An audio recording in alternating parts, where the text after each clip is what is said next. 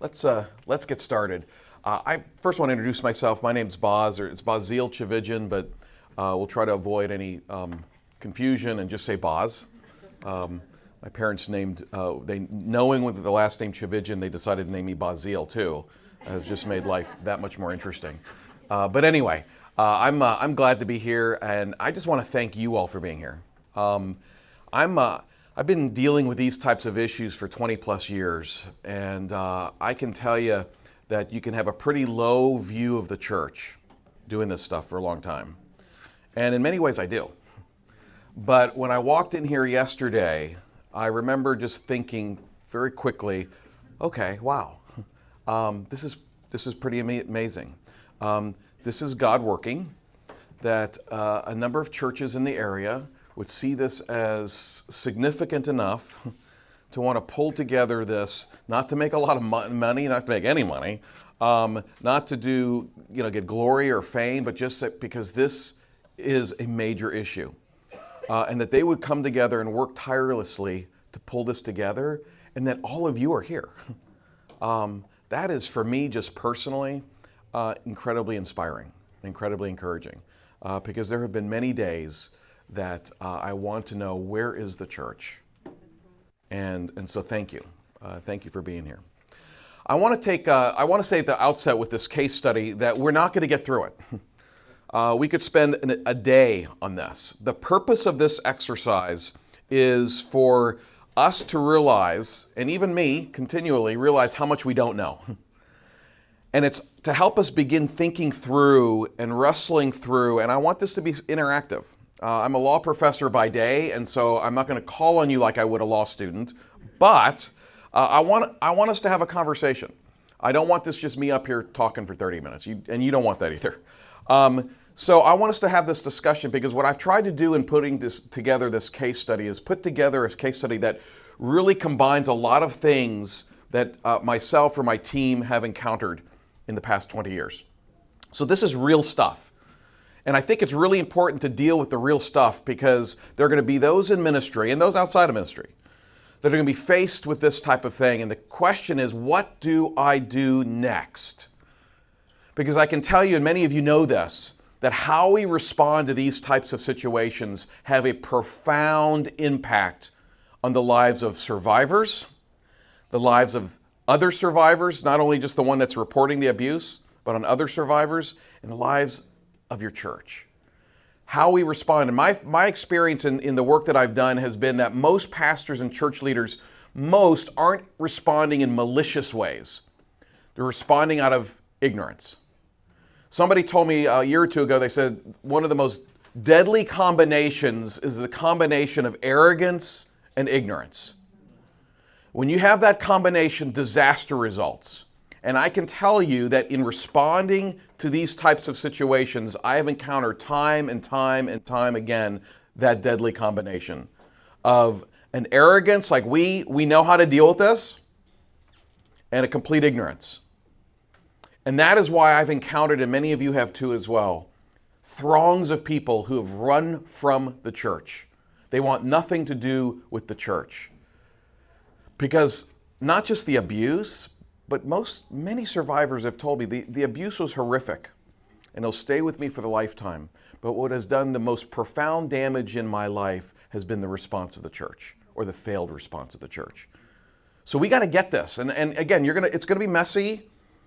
You're going to make mistakes along the way, but how do you minimize those mistakes? One of them is to get educated, spend time learning. And the other is to begin planning ahead, thinking through types of scenarios, so that when you find yourself in something that's similar, you're not looking to the left and to the right and just guessing on what you're going to do in response, but you're actually giving it some thought. And maybe even so much thought that maybe you've developed even a protocol within your church that helps you walk through a response. And how do you in an informed way? Because oftentimes we respond in ways that we think are right, but they're, again, based on lack of information. And again, it has profound, huge impacts on the lives of so many people. So let's look at this situation here at Battle Creek Christian Church. And somebody give us a summary, a 1,000-foot view of what's gone on here. Anyone? Bueller? Bueller? Yes, you in the back. It's giving value to survivors where before they felt they could not be angry, they could not be heard, and it didn't matter. Okay, good, but not the answer to my question. Give me a summary of what's gone on in that situation, in this case study right here. Yeah. Oh, I'm sorry. No, maybe it was my bad question. You said, I just heard church. Okay. The 13-year-old boy was molested by one of the staff members, and no one knew about it until the boy told the dad. The dad went to the head pastor and said, this is what's going on. And there's some inkling in the background that this guy had some issues before he even got there. Okay. And it doesn't seem to make a red flag for anybody, which I found kind of disturbing. And then there were some issues of the boy now questioning, why did God let this happen? How come no one rescued me? What's going on? And so at the very bottom, it's like, well, now what should we do and who should be involved? Okay. Yeah, thank you. Great.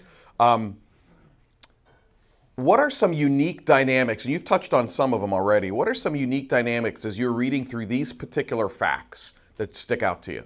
And it doesn't make, at the end of the day, they shouldn't change how the church is going to respond.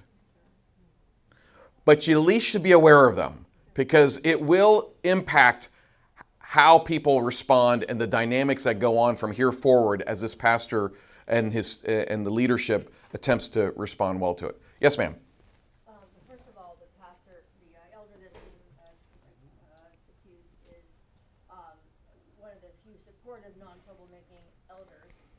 Secondly, the boy is known to be a troublemaker and hanging in the wrong group. Okay, so as just even those two things, the reported offender is a well-known, well-beloved, very influential. I think he's even a lawyer. I'm not sure if that plays to his favor, but he's a lawyer. But as you said, we've got a pastor who's relatively new to this church, and you've got a session. This is more of a Presbyterian type of leadership style, but you have a session where he's really struggling with the people in the session. There's almost like a power dynamic, and this Tom Watts is one of his big supporters. Okay, why? Just for a moment, why might that? How could that play into perhaps this situation and how the pastor wrestles forward with this? You have he said. Okay. You have the two people with basically different reputations. Okay. How do you decide which one's saying the truth? Okay. He loses a potential ally. On the Yeah. position.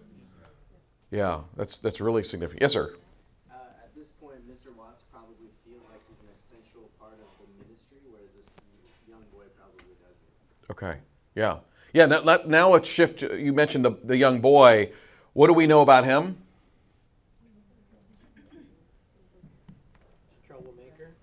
Bit of a troublemaker. Was a little ticked off that the prior leader was dismissed. Okay. Had a good relationship with him. Yeah, he's one of those. My wife and I, for a very short period of time when our kids were young, did youth group.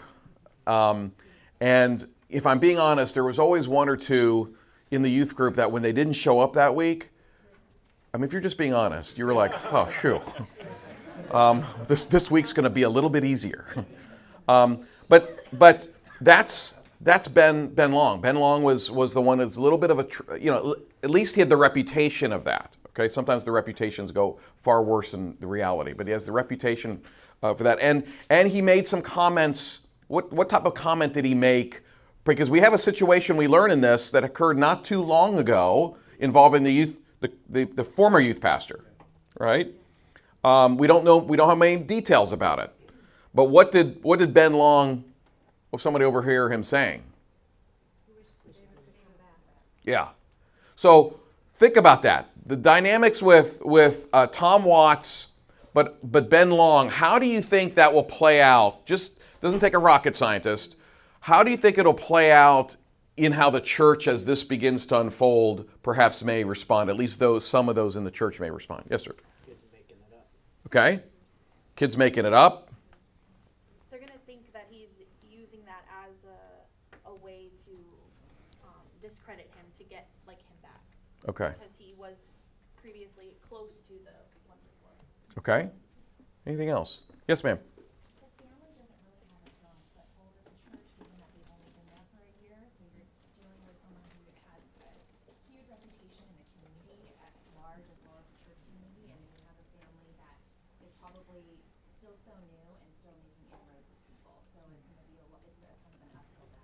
Okay. Yeah, that's a great observation. Yes, sir. It's just easier to assume better things about people you like. Okay. Yeah. Yeah, it's I always say that people gravitate towards the narratives that are most comfortable to them. And so the narrative that would be most comfortable, again, this is a generalization, but to many people in this church would be what? Kids lying, making it up, and this poor Tom Watts. In fact, you almost start off with Tom Watts is really the victim here. And this reported victim is sort of like the perpetrator. Okay? And that oftentimes will be all that people want to know.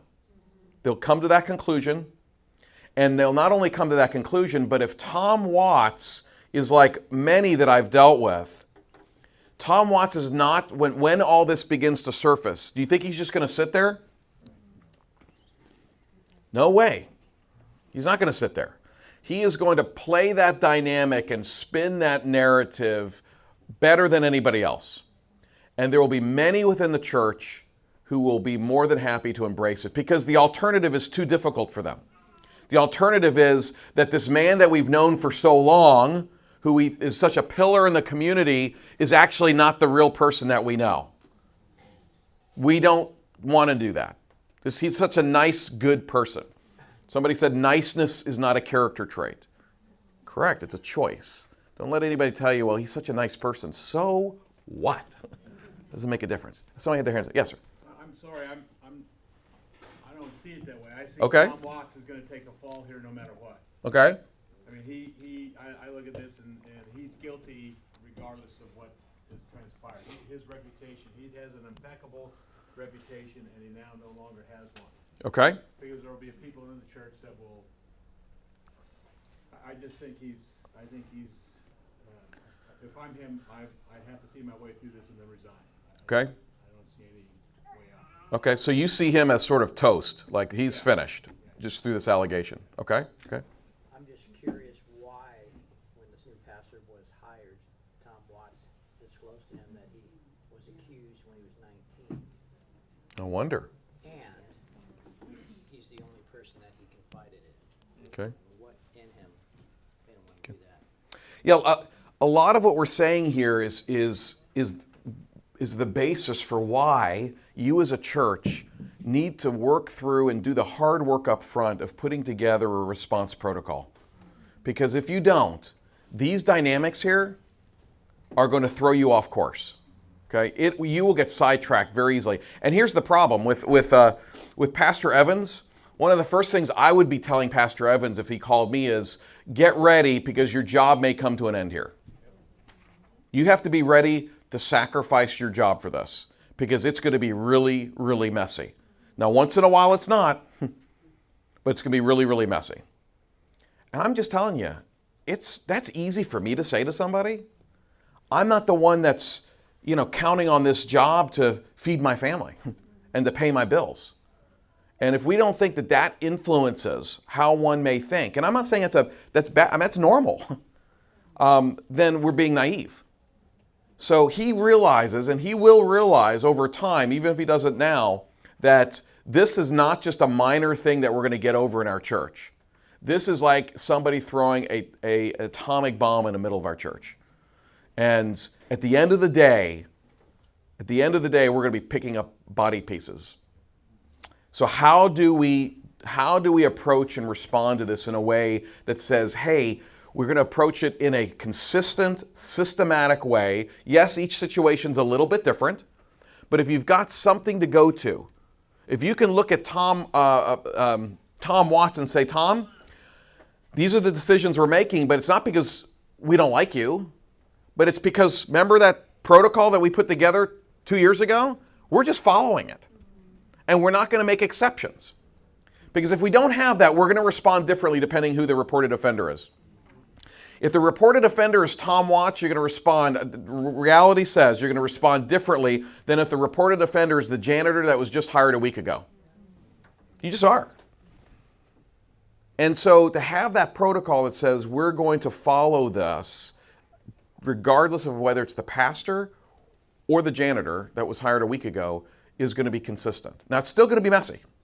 It's still going to be really messy, but at least you take that pressure off the pastor and leadership, saying you're responding to this in sort of unilateral ways that are either helpful to Tom Watts or the opposite, in hurting him.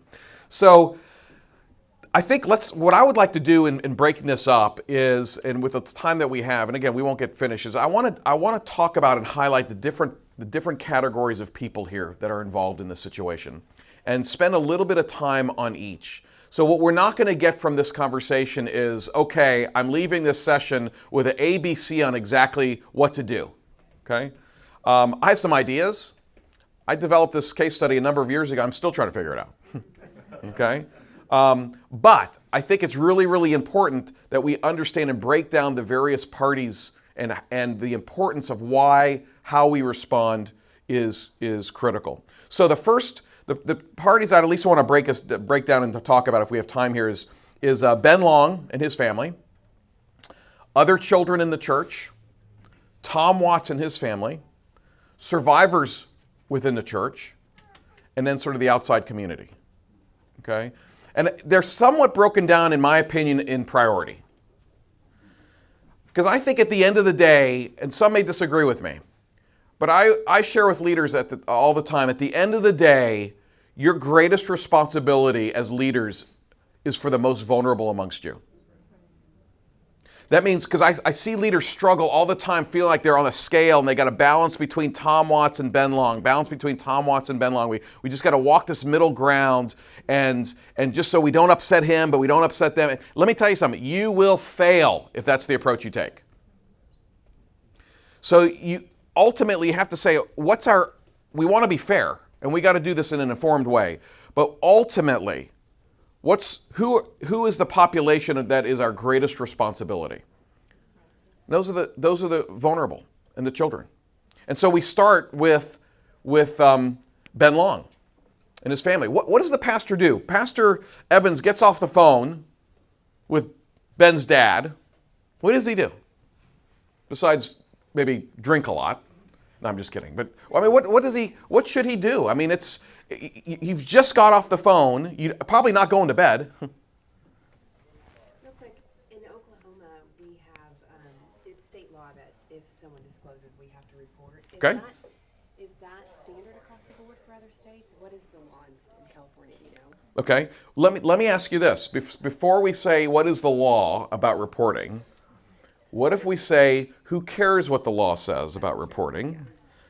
But you make a good point, and I'm not minimizing. I'm a lawyer, so I don't want to minimize that. But I just wonder because there was an actual pretty public case in Tulsa where the church tried to handle it internally before reporting, and staff ended up going to jail because they didn't report. So I just didn't know. Yep. And the good thing about the law, the mandated reporting laws, are that it allows the pastor and leaders to say, I'm just following the law. I mean, I would do this anyway, but I'm just following the law. Yeah. And people tend to get that. Each state's going to be a little bit different. Some states have mandated reporting. Again, we won't take too much time talking about mandated reporting, but some states require, for example, Florida, everybody 18 years of age and older is a mandated reporter. Some states only require you to report if the reported offender is a caretaker or guardian of the victim. So yeah, it's important to know your laws. However, my point has always been, when in doubt, report. Okay? Just because the law says, if you go, oh, the law says I don't have to report. Phew, what are you thinking? So, as we think about this, he hangs up the phone. What's he do next? Okay? I might put maybe a step before that. Okay? And that is to probably get on his knees and pray. I know it sounds very spiritual, but he is just about to embark on a journey that he's probably never experienced, and it's going to be in many aspects, one of the worst experiences of his life. Now, he'll see glimpses of beauty throughout the process. That's always my prayer, but it's going to be difficult. And to pray and ask God for wisdom, for humility, and for guidance. But having said that, when Ben's dad in the conversation, they talk about, does the pastor tell the dad, I'm calling the police, or have you called the police? Like, think about this specifically, because it's easy to say, oh, he should call the police. let's think about this though. He's just talked to the dad. Dad calls. What does dad say about his son? Who does his son want to talk to? Yeah, the son is not told anybody except his dad, and he's the only person he's expresses a willingness to speak with is the pastor, which actually is a really positive, says a lot about the pastor, that the son would share that he would be open to speaking with the pastor. Now, how does that play, or should that play in this whole reporting dynamic? Yes, ma'am. Seems to me like, you know, he says he hangs up and he's very crazy to have a meeting with his session. Seems like his very first conversation was shooting with the victim. To hear it directly from him, or the boy. Because, you know, if it's protecting the weak, you want to hear and console and, I'm trying to get the right word, but, you know, give credence and give them a support. Okay. Validity before he goes talking to everyone else about it. It just seems like this is kind of backwards. Like, Okay. talk to the boy first. Well, yeah, and again, I think you've touched on it. What's the ultimate purpose and point of talking with the boy? Is a hurting child Okay. needs to be protected. Okay. What if somebody were to say, well, listen, I know I need to call the police, but the moment I call law enforcement, it's going to, as was already mentioned, it's going to forever change the life of Tom Watts. So I need to go talk to this boy first. I need to just go talk to this boy before I make that decision. What do you think about that?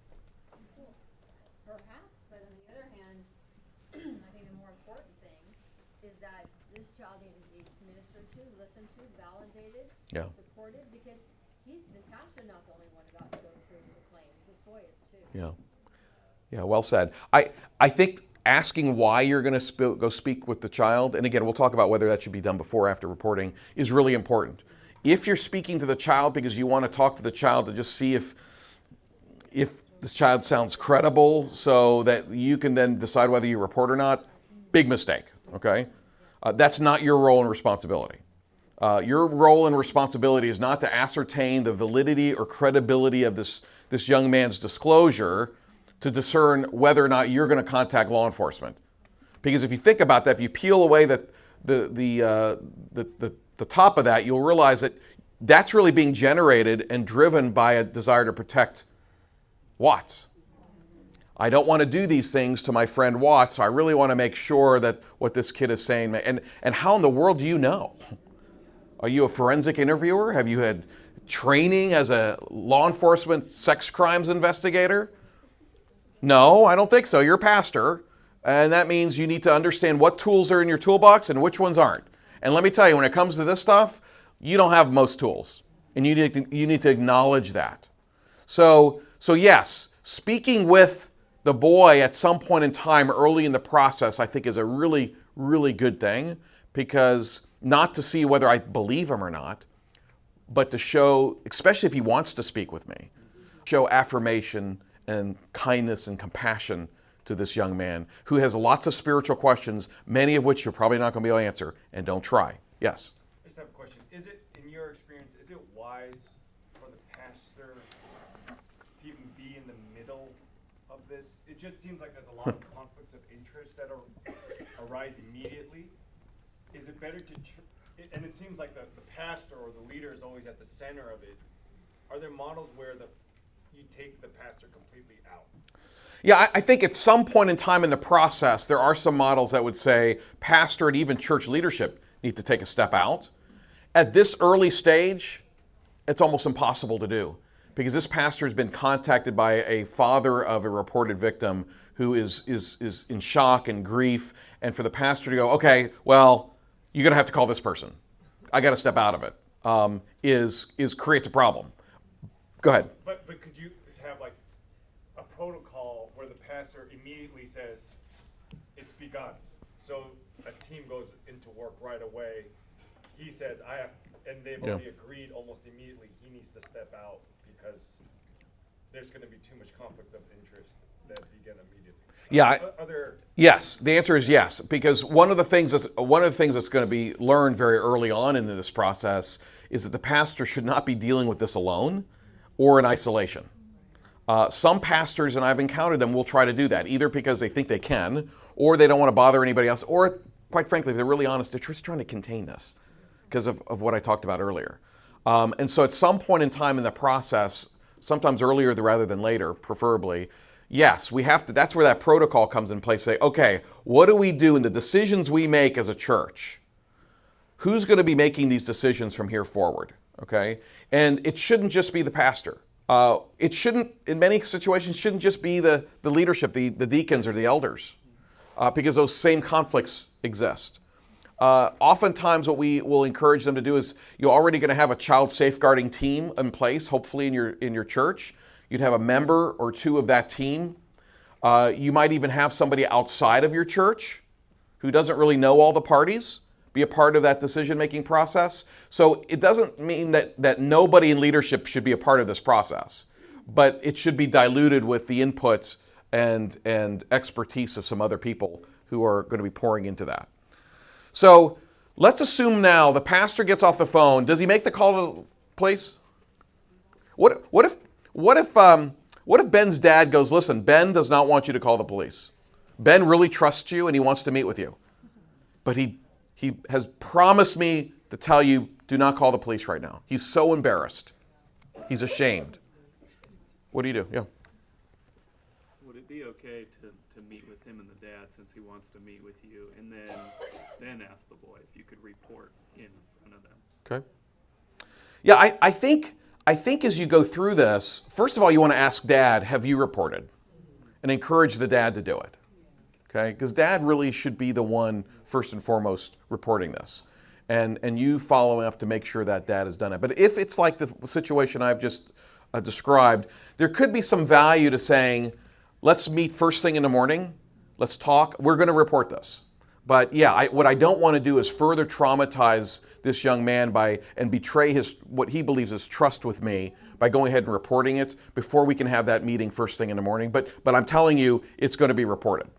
Okay, I think that's a fair response. The issue is, are you going to do that? And you have to make the decision. It's getting reported. It's going to get reported tomorrow morning at 9 o'clock. We're going to meet at 8 o'clock. But the reason we're meeting is so I can listen and hear Ben and share with him why it's so important that this is reported to the authorities. And remember, why do we report this to the authorities? I mean, just so we're on the same page. Yeah, it's a crime has been reported, okay? Okay, if you drove by the convenience store and saw somebody robbing it with a gun, you wouldn't think twice about calling 911 and reporting a crime, okay? You also wouldn't pray about it, to be clear. Huh? You also wouldn't pray about it, to be That's, well, if the crime is happening at the time you pass, yes, pray later, okay? Just like if you see somebody getting abused, pray later, act first, okay? Absolutely. But yeah, I mean, it's a crime, so you report the crime. Now, let me just say this as a side, because we probably won't have time to go into it much later on, is I think sometimes churches and church leaders get misguided by this whole reporting to law enforcement, thinking once I report to law enforcement, it's over, he's going to get investigated, he'll get charged, probably go to prison, and then we can go on with our merry little life, okay? The reality is, there's a strong likelihood that's not going to happen. The reality is that they're going to take the report. They may even investigate, and hopefully they will. But what happens when they come to you, when the Long family comes to you and says, we just heard from the prosecutor's office and they're not moving forward with the case? What do you do? Life go back as normal? Because that's what a lot of people are going to want to, oh, phew, thank goodness. Let's go right back to where we were. This is an aberration. We're going to all try to forget this happened and move on. This is where it's really important. I hear this a lot. People say, well, he's innocent. You know, Watts is innocent until proven guilty. You hear that a lot. Over and over and over again. I heard that all the time with the Kavanaugh hearings. Innocent until proven guilty. Well, I'm a lawyer. I'm a former prosecutor. Yes, before you take somebody's liberty away and throw them in prison, they are innocent under the law until they're proven guilty in the courtroom. Absolutely. Would never change that. It's a messy system. It's the best one we got, and it's a good thing. But we're not in a courtroom here. We're in a church. We're not dealing with taking away the liberties of Tom. The church has no power. Church leaders, even though they may have a lot of power, they don't have the power to take away his liberties and stick him in prison. So you have to be thinking that we need to stop applying legal terms to non-legal situations. Okay?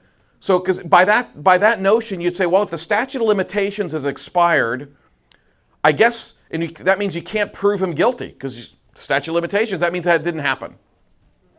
So we just go back to normal. That doesn't even make sense. No, you've been informed about something here. You're going to have to wrestle about what do we do with it, even if law enforcement, and yes, you need to report it, and yes, hopefully they are going to be the most trained in your community to investigate this and get to the bottom of it. And let's hope they do. And there are many law enforcement agencies that are absolutely fantastic. I was talking to one just the other day, and this young man had been abused at his place of work, and the mom learned about it. He was 16, and reported to law enforcement. And this investigator, she had the wherewithal to say, let's do a controlled phone call with this perpetrator. And they got to make sure the therapist with the victim was okay with this. They were all, they prepared for it. But this 16-year-old victim calls the perpetrator, and it's all recorded. And he confesses. Okay? Case was over. Finished. There was no trial. There's no need of trial, because he confessed it on tape. But because the enforcement officer was that thinking ahead, going, this is a case where a controlled phone call would work. And it did. So there are some amazing law enforcement officers, but I have to tell you, there are also some really bad ones who just see this as, oh my goodness, I don't even want to get myself involved with this. And that oftentimes is what you're going to encounter. So I guess my point is, don't rest everything on, okay, we're going to report this, let law enforcement do their job, and then we can go back to normal. Because there's a likelihood that maybe law enforcement doesn't do their job. And you've been given this bomb has gone off. You can't put it back in the casings. You've got to deal with this. So that's why the decisions you make from here forward, regardless of what happens with law enforcement, are really critical. So reporting the crime to the police. Meet with Ben. I think that's a really good advice, especially if he wants to. Don't force a meeting. Okay? Don't think through this. And I had a friend of mine who's a survivor, and he keeps saying this, and it's so true. It's simple, but it's so true. He goes, we have to look at these things intentionally through the lens of the victim. And we forget that. So we look at it through our lenses, and even though we may be acting in a way that's in good faith, we're not looking at it through the lens of the victim. So don't force that meeting. Don't say, if the child doesn't want to meet with, the young person doesn't want to meet with you, and I think also depends on the age of the person too, you have to sort of gauge that. But if the reported victim wants to meet with you as the pastor, by all means, do that. That's great. And like I said earlier, that child may have a lot of questions. Some may not have any questions just yet. They will. And a lot of the questions may be very difficult spiritual questions. And I'm just going to tell you now, and this is maybe I'm the minority in this, but I don't know a lot of answers. I don't know exactly what to tell that young boy when he asks, where was Jesus? I didn't know what to tell the person who heard me talking about Jesus and his love for people and humanity, and that person coming up to me afterwards going, well, that's really nice. I love hearing about that Jesus. Where was that Jesus when my father was coming in my room every night and raping me? Was he watching? Standing by? I don't know how to answer that, because that sort of makes me angry at God. And God can handle it. But that's an honest response. What I can say is, I don't know, and that makes me really angry. And it makes me really sad. But I'm here now. And we're not leaving your side. And we are going to walk this with you every step of the way. And if you say that, you better do it. Because what I find so oftentimes in response situations is we